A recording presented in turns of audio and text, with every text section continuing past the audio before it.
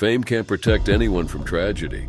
In the last 10 years, some of the most well-known celebrities have died in ways that were sudden, violent, or deeply unsettling.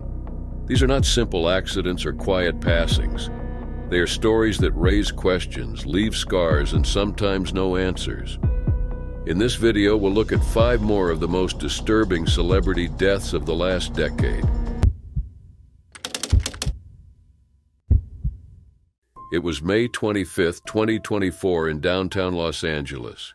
It was around 3:25 a.m. when 37-year-old actor Johnny Wachter was leaving his shift at a nightclub called Sinners y Santos. Walking beside him was Anita Joy, a longtime friend and co-worker. They were headed to their cars, ready to call it a night. Johnny had moved from Charleston, South Carolina to pursue acting. He found success playing Brando Corbin in over 160 episodes of General Hospital and made appearances on Westworld, NCIS, and Station 19. But those who knew him spoke more about his kindness than his fame. He was known for being humble, respectful, and always looking out for others. That night, as Johnny and Anita approached his car, a Toyota Prius parked near Pico Boulevard and Hope Street, they noticed something strange. The car was raised on a floor jack. At first, Johnny assumed it was being towed, but as they got closer, they saw 3 masked men underneath the vehicle. The group was trying to steal the catalytic converter, a crime that had become common due to the part's high metal value. Johnny didn't react with anger or threats. He simply stepped forward, hands raised, and asked them to stop. He wasn't aggressive.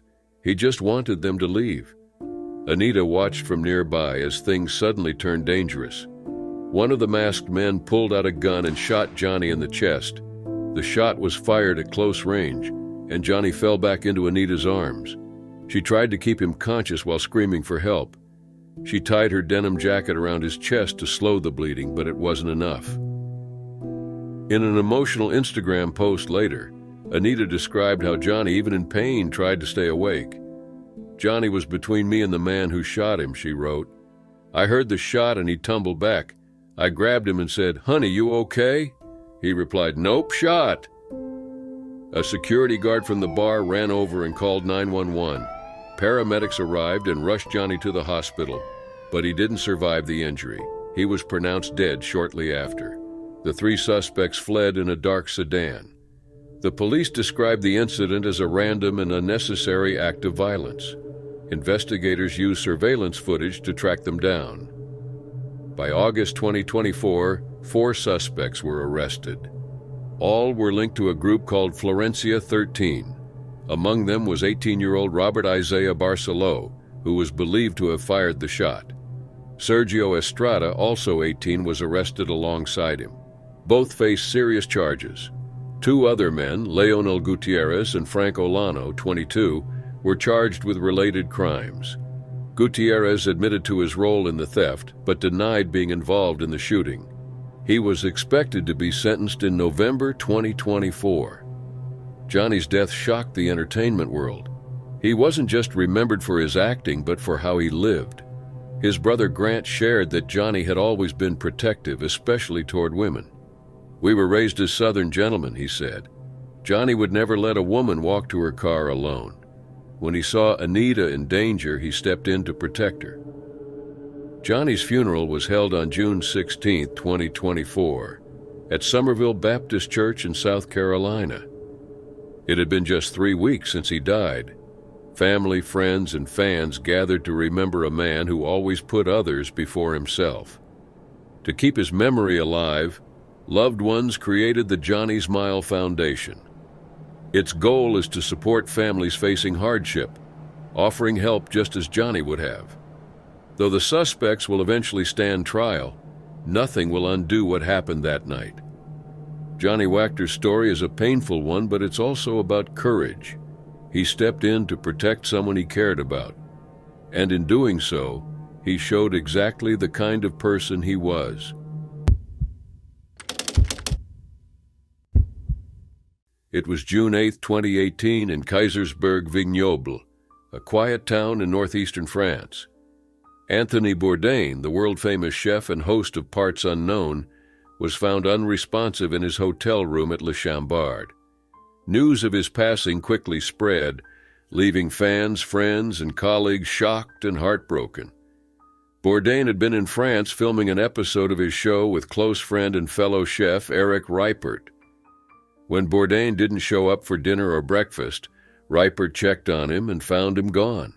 He was 61 years old. Bourdain's passing was difficult to understand because of the way he lived publicly, full of adventure, culture, and connection. On screen, he appeared to have everything: fame, respect, and a job that let him travel and do what he loved. But behind that image were personal struggles he had long carried. Born on June 25, 1956, in New York City, Bourdain grew up in Leonia, New Jersey.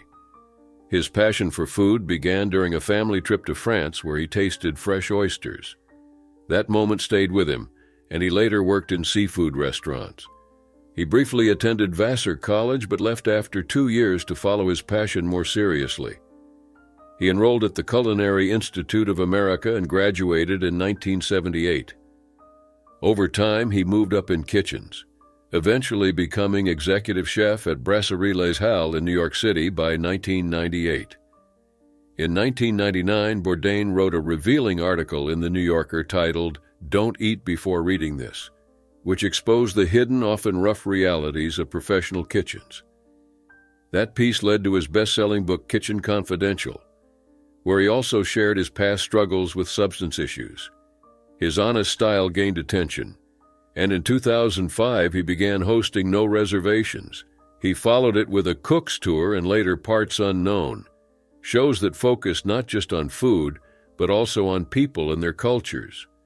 His direct, honest way of telling stories made him different from any other host. Bourdain was respected not just for his food knowledge, but also for his willingness to speak about difficult topics. He stood behind the #MeToo movement and was known for supporting people who didn't always have a voice. Despite his achievements, Bourdain had never hidden his emotional struggles. He had spoken publicly about his history with addiction and how life in the culinary world often came with stress and hardship. Even though he recovered from addiction, he continued to face mental health challenges. In an episode of Parts Unknown filmed in Buenos Aires, he met with a therapist and talked openly about feeling down. He mentioned how something as minor as a bad meal could leave him feeling hopeless for days. Bourdain's personal life was also complicated. He had 2 previous marriages and in 2017 began dating Italian actress Asia Argento, whom he met while filming in Rome. Argento, an outspoken member of the #MeToo movement, had accused producer Harvey Weinstein of misconduct, a story Bourdain passionately supported. While their relationship brought him some happiness, it later became strained. Reports mentioned emotional tension and possible infidelity. Just days before Bourdain's death, photos surfaced of Argento with another man, which reportedly upset him, even though they were in an open relationship. In his final days, Bourdain seemed emotionally overwhelmed. Text messages between him and Argento showed his pain. One of the last texts he sent her read, "You were reckless with my heart." He had also recently spoken about wanting to feel happier, but those around him sensed he was struggling deeply. When he passed, toxicology reports showed no drugs or alcohol in his system, suggesting his decision was sudden rather than planned. Though devastating, those close to him weren't entirely surprised, as they had seen him wrestle with difficult emotions for years. Tributes flooded in. President Obama, who once shared a meal with Bourdain in Vietnam, called him a great storyteller who made the world feel more connected. Eric Ripert described him as an extraordinary person. Anthony Bourdain's life may have ended unexpectedly, but his impact has continued. Through his shows, books, and voice, he encouraged people to explore, listen, and understand the world around them, one meal at a time.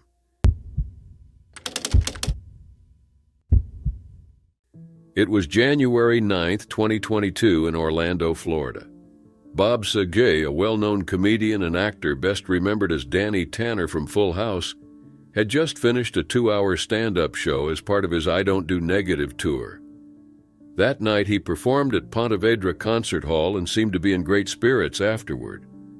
Known for his humor and kindness, Bob was loved by fans, friends, and his family. But just hours later, everything changed. At around 4 p.m., staff at the Ritz-Carlton Orlando Grande Lakes found Sajay unresponsive in his hotel room. Surveillance footage showed him returning to his room at 2:17 a.m. with a "Do Not Disturb" sign on the door. He appeared to be fine, showing no signs of distress.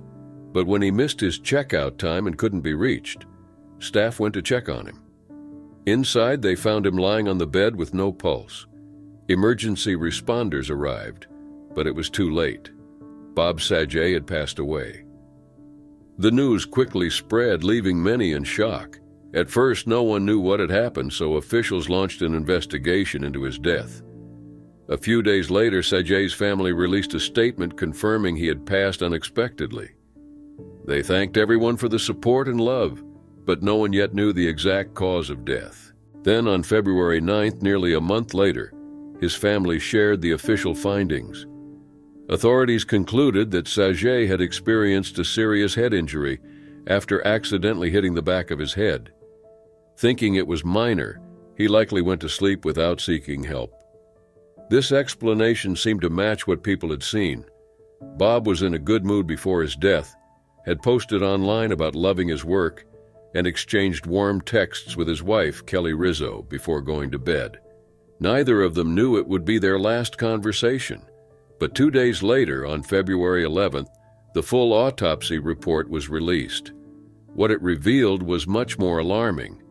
The report showed that Bob had multiple skull fractures, including damage from the front of his head to the back, as well as around his eye sockets.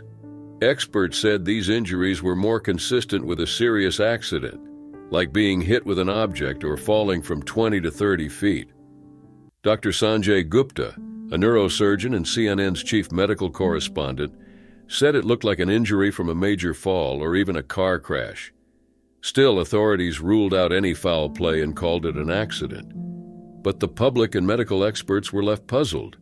How could such a serious injury come from a simple bump? Some theories were brought up. One idea was that Bob may have slipped in the bathroom, hit his head on the marble floor, and tried to make it back to bed before losing consciousness. But there was no blood or hair found, and no part of the hotel room showed signs of a strong impact. The furniture was checked, but everything looked normal. Despite not having a clear answer, one thing was certain. Bob had suffered a serious blow to the head, much worse than what had first been reported. There were more details, too. Sajay had tested positive for COVID-19 shortly before his death and was still feeling the effects. He had mentioned trouble with his hearing. The autopsy also noted heart conditions, including an enlarged heart and buildup in his arteries. But none of those health issues were believed to have caused the injury. With no solid explanation, questions about what really happened lingered. In response, the Sajay family filed a lawsuit to stop the public release of more records, saying it would cause more pain and distress. This sparked debates over privacy and transparency. Some believed the family deserved peace. Others wondered if more answers were being kept out of sight. While the details surrounding Bob Sajay's death remain unclear, his impact continues. Known not only for Full House and America's Funniest Home Videos, he also did important charity work, especially supporting the Scleroderma Research Foundation after losing his sister to the disease. Today, fans continue to honor his memory through donations and tributes. Bob Sajay left behind more than laughter. He left behind love, compassion, and the kind of legacy that doesn't fade. But the mystery of what truly happened in that hotel room remains. It was January 18, 2022, in the French Alps. Gaspard Ulliel, a 37-year-old French actor, was spending the afternoon skiing at La Rosière, a resort in the Savoie region. Known for playing young Hannibal Lecter in Hannibal Rising and for being the face of Chanel's Bleu de Chanel, Ulliel was recognized worldwide for his talent and charisma. But that day, something went terribly wrong. Around 4 p.m., Ulliel was skiing where two intermediate slopes met, an area used by many skiers with moderate experience. Witnesses later said he turned left, likely trying to meet his friends on another slope, when he collided with another skier, a man from Lithuania in his 40s. The impact sent both men to the ground. The Lithuanian skier, who was wearing a helmet, stood up without serious injuries. Ulliel, who wasn't wearing a helmet, remained on the snow unconscious and badly hurt. Emergency teams reached the scene quickly and airlifted Ulliel to the trauma center at Centre Hospitalier Universitaire Grenoble-Alpes in La Tronche. He was unresponsive when he arrived and was declared dead the next day, on January 19th. His injuries had caused critical brain damage. Despite the tragedy, officials confirmed that neither skier had acted irresponsibly or was going too fast. Weather conditions were clear and the slopes were in good shape. The other skier later said the crash hadn't felt particularly violent. A formal investigation was opened but later closed without charges. The accident was ruled as unintentional, with both men following the rules of the slope. Ulliel's family, including his partner Gaël Pietri, made the decision to donate his organs. 6 lives were saved because of that choice. Born on November 25, 1984, near Paris, Ulliel had been passionate about acting since he was a child. He began acting in TV shows at age 11, thanks to a family friend who helped him join an agency. By 2002, his role in Summer Things earned him award nominations. 2 years later, he won a César Award for Most Promising Actor for his performance in A Very Long Engagement. His career continued to grow. He gained international attention as Hannibal Lecter and earned praise for his role as Yves Saint Laurent in the 2014 biopic Saint Laurent. Although he lost the Best Actor César to Pierre Niney, who played the same designer in a rival film, Ulliel's performance remained highly respected. In 2017, he won the César for Best Actor for It's Only the End of the World, where he starred with Marion Cotillard and Léa Seydoux. That role marked a peak in his career and confirmed his place as one of France's most talented actors. Off-screen, Ulliel shared a son with Pietri. He was deeply loved by his family, friends, and fans. News of his death shocked the film community. Tributes came from all over. Prime Minister Jean Castex said, "Gaspard Ulliel grew up with cinema, and cinema grew up with him." Cannes Film Festival director Thierry Frémaux praised him as part of the new generation shaping French film. The timing made it even more heartbreaking. Just a day before his passing, the trailer for Moon Knight, a Marvel series where Ulliel played Anton Mogart, also known as Midnight Man, had been released. Fans were excited to see what he would bring to the role. Pierre Niney called him kindness and beauty, capturing how people saw Ulliel both on and off screen. Though his life was cut short, his work continues to speak for him. Ulliel was more than a skilled actor. He was a man full of warmth, promise, and generosity. His story is not just about what was lost, but also what he left behind.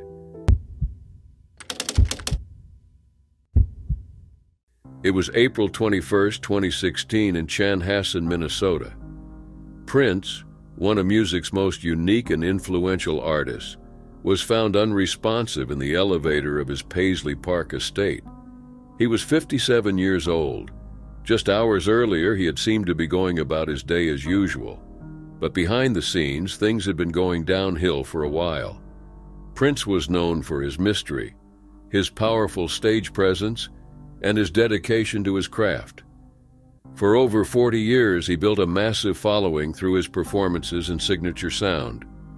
But in the weeks leading up to his death, something had changed. He canceled shows, something he rarely did, and his health appeared to be fading. Those closest to him began to worry. On April 15, 2016, Prince's private jet made an emergency landing in Moline, Illinois, after a concert in Atlanta. His team claimed it was due to the flu. In truth, he had collapsed during the flight. At the hospital, he was given a shot typically used for someone experiencing a drug-related emergency. Doctors advised him to stay for 24 hours, but he left after just 3. The next day, he attended a party and told fans, "Wait a few days before you waste any prayers." Though he appeared to be recovering, his condition was worsening. On April 20th, the night before his death, Prince was seen at a Walgreens pharmacy near his home, his 4th visit that week.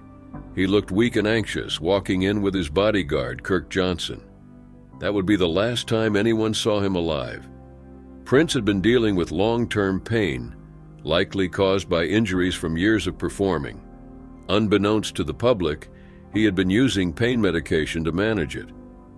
What no one realized at the time was that Prince had unknowingly taken a counterfeit pill. It was believed to be Vicodin, but it was laced with fentanyl, an extremely powerful substance. On the morning of April 21st at around 9:43 a.m., Prince was found unresponsive in his elevator. Kirk Johnson had gone to check on him and immediately called for help. Emergency responders arrived quickly, but they were unable to revive him. Prince was pronounced dead at 10:07 a.m. Later, investigators found multiple pain medication bottles inside the estate. Some were in labeled containers, while others were mixed together and hidden in odd places like blankets. These pills were traced back to counterfeit sources, but no one was ever identified as the supplier. One of the people involved in Prince's care was Dr. Michael T. Schulenberg. He had prescribed Prince an opioid medication under someone else's name just a week before his death. He later settled a civil case by paying a $30,000 fine and agreeing to oversight by the Drug Enforcement Administration. He was not charged with a crime and denied wrongdoing. Authorities ruled Prince's death an accidental overdose. There was no evidence of foul play or intentional harm, but the discovery of how and what he had taken raised serious questions, not just about his health, but about the wider issue of counterfeit medication. Prince's death shocked the world. Friends, family, and fans came together to mourn him. His sister Tyka Nelson, former fiancée Maite Garcia, and longtime bandmates shared their grief publicly. Tributes poured in from around the world. Prince left behind not only decades of music, but also a vault filled with unreleased work that still hasn't been fully explored. Though his final days were clouded by pain and secrecy, his influence on music and culture remains as strong as ever. The full truth of his final days might never be known, but his passing revealed the quiet struggle he had been living with, and just how dangerous counterfeit drugs can be, even for someone who seemed untouchable.